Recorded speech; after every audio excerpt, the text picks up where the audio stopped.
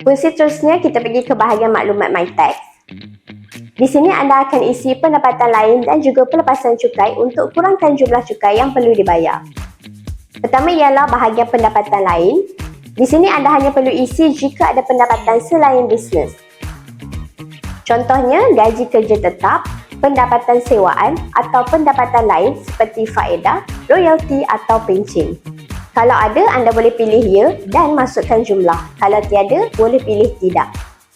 Seterusnya ialah bahagian potongan cukai. Di sini anda boleh isi pelepasan yang layak dituntut untuk kurangkan cukai. Contohnya perubatan ibu bapa, peralatan sokongan OKU, pendidikan sendiri seperti diploma atau ijazah, vaksin ataupun pemeriksaan kesihatan, gaya hidup seperti buku, komputer atau internet, peralatan sukan atau gym, caroman KWSP dan perkeso, dan juga simpanan SSPN.